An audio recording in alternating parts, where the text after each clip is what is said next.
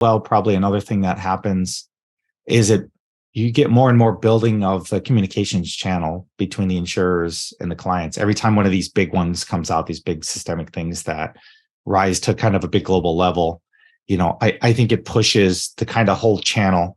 One of the challenges I always ran into is just so hard, sitting in the insurer side, trying to talk to your clients and trying to let them know what's going on. It seems like more and more, the best insurers are building these kind of functions like intel functions and whatnot. But there's also a whole channel that's being built between them and the client. And so that, I think these big ones are making that go a little better. I agree with you. You know what? My favorite phrase on that topic is that there are still a lot of cyber skeptics out there saying that insurance industry is sponsoring cybercrime, which I personally fundamentally disagree with. I understand that maybe for people who are not in cyber, it may look like this because if there is a ransomware attack, there is usually a ransom that is demanded. And back in the day, people were less educated. Maybe they would have paid the ransom, right? But now I think with the increasing awareness around cybersecurity and how to cope in an event like this, I think insurance industry is doing the opposite.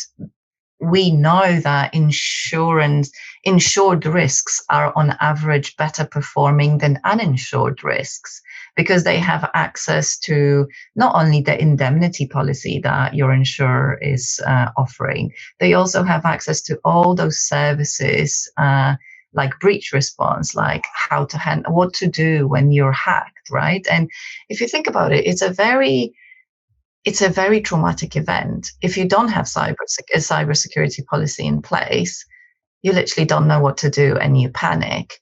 If you do have a policy in place, but all of your system is down, at least you have a post-it note on your fridge saying, in an event of attack, call this number. And essentially, you call up that number and you get full support from your insurer in terms of how to handle the situation. Let's have a look at like what kind of like data, is hacked. Is it your Outlook and Microsoft Office package, or is it your SQL database? Because SQL databases are much more difficult to get back up. Do you have a backup, a regular backup? Can we use that? Don't negotiate with hackers, etc., etc. So I do feel like industry as a whole is helping all of us manage that risk. And yeah, definitely not sponsoring cybercrime.